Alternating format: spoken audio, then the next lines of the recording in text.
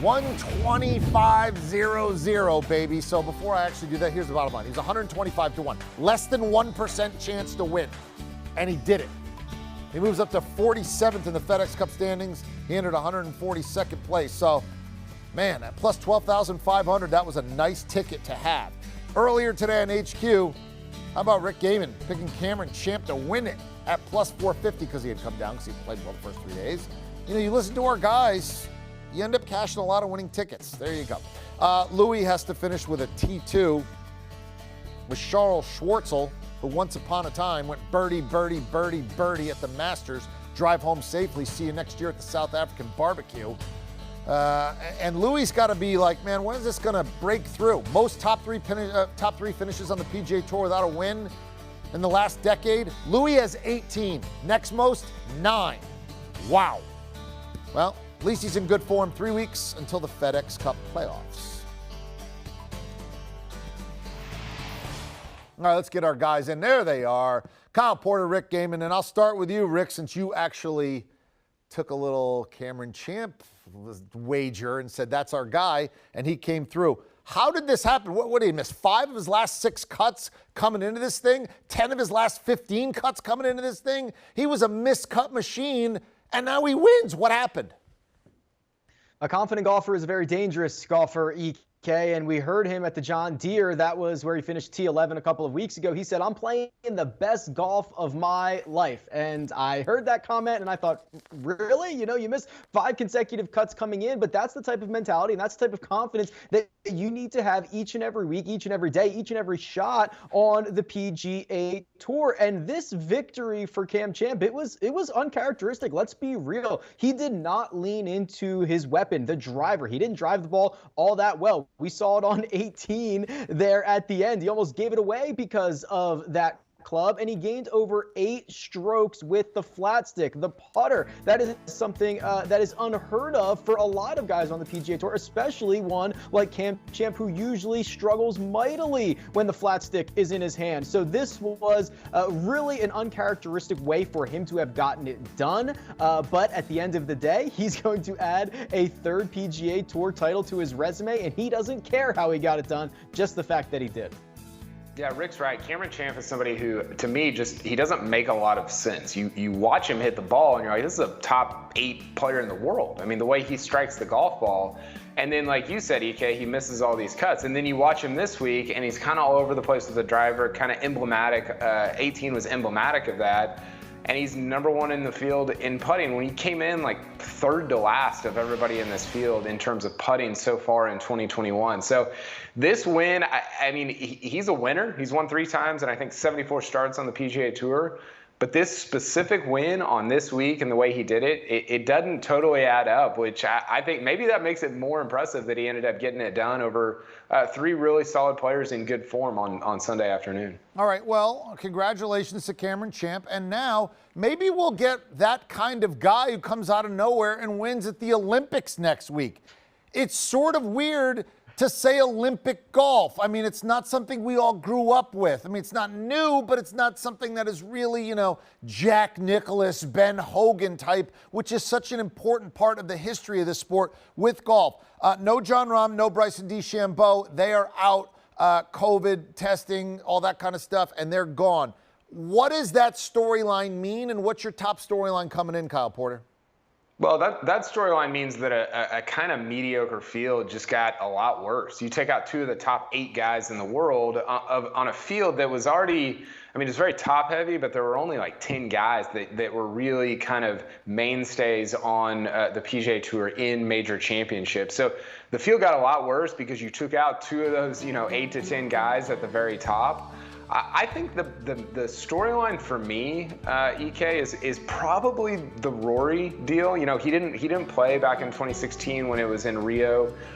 He's now among the top 4 favorites with Rahm and Bryson being out.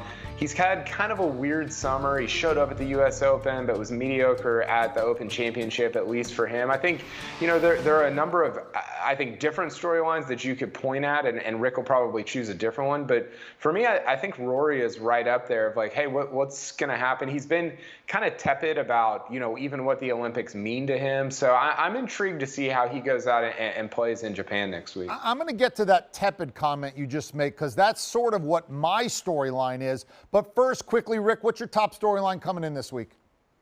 Yeah, first off, I think the field strength, we talk about it now, it's not going to matter when a gold medal is placed around somebody's neck and their anthem starts playing on Sunday. But for me, it's the South Koreans. Siwoo Kim, Sung Jae Im, with any medal, they would not have to go through the 2 years of obligated military training. And we have seen other golfers have to leave their profession, leave their craft for 2 years, and maybe they don't come back the same. So for them, the color of the medal doesn't matter as much as if they can just get one. And continue their career. They've got a lot of bright days ahead of them in professional golf, and this is a week that they looked ahead. They skipped the Open Championship to show you how important this week is to them.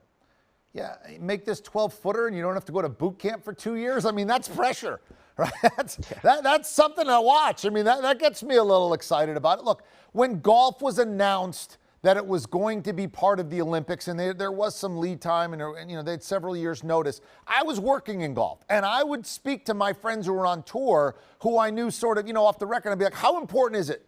What does this mean? Is it worth a major?" And they sort of roll their eyes, like, "No, it's not." Is it worth a Players Championship? Is it worth a Fries.com or a Travelers? Like, what is the gold medal worth? What does it equate to? Do you think most guys would rather have a Players or most guys would rather have a gold medal? Where does this slot in terms of prestige, Kyle? I think most guys would rather have a Players Championship. I really do. I think the gold medal it's unique because it only happens once every 4 years. But I mean, the way that guys talk about it, it's just not at the top of the priority list. It just isn't. And I think part of that is sort of what we've been talking about, EK, of field strength. I mean, you can't look at a tournament like this and say, well, once you get to the 15th best guy, that guy's not even maybe beyond that. Let's say 30th best guy, halfway through the field. That guy, he's like irrelevant on the PGA Tour, on the European Tour. And so when you have a field like that, I think the excitement there, it's tempered. It can only be so high when the field is as mediocre as it is. Most guys would rather have the Players Championship because that comes with a big payday. But let's be real here. Why do the majors matter? The majors matter because we say they do, because the players say they do, because the media says they do, because there's a lot of history around them. So it is hard to get a real huge investment from guys into the Olympics when this is the only one, or this will be the second one that we've had in the last 100 years. As you start having this every 4 years, that legacy will grow. The history will grow. We'll look back and say, oh, remember who won this 5 Olympics ago, 10 Olympics ago, 20 Olympics ago, and these gold medals now are going to age very, very well. So don't let anybody fool you that this is not a big deal. Don't let anybody fool you that this field isn't very good. These guys are going to be competing. They're going to compete for 4 days with their country flags on their shoulders, and they are going to be out there playing to win. It's going to be a lot of fun. See, I thought that's how most guys would act. I'm just telling you, the guys that I talk to, they're more with Kyle. They're like, ho hum, whatever. And I wonder how long golf will stay in the Olympics. I mean, look, when it's the 10th most important thing in your sport, I don't know if you should be in the Olympics, right? I mean, this should be the pinnacle. It's the Olympics. It's the gold medal. I'd be like, you wouldn't want to hear your national anthem, and they would look at me and go, all right, maybe, I was more excited about it than they were. Anyway, who do you got in the Olympics? Who's going to come home with the gold? Rick Gehman. Yeah, I'm going to go with Joaquin Niemann, a sneaky little player, already a winner on the PGA Tour, does not get lumped into the really good young crew of golfers like a Victor Hovland and a Colin Morikawa, but he's really good, and he's much longer off the tee recently, now inside the top 10 of driving distance, and this course allows you to be creative, and I think that that's a really good sign for Joaquin Niemann, who we have seen catch fire at times. He can roll the rock with the putter better than most guys on the PGA Tour. He can rack up birdies and bunches, and when you give him 4 guaranteed rounds, I think that he can be super dangerous at an event like this.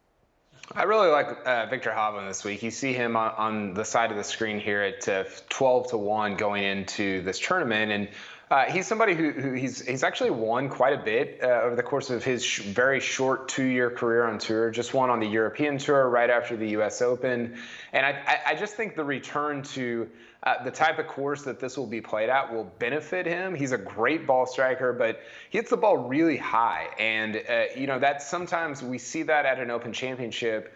It can make it difficult, or at a U.S. Open, it can make it sometimes more so at an Open Championship where there's wind and weather. It can make it difficult. But I think the return to more of a Parkland-style golf course in Tokyo at the Olympics will really benefit him, and I think he's going to go out and perform really well at this tournament. Well done, gentlemen. Certainly appreciate the opinions and the thoughts.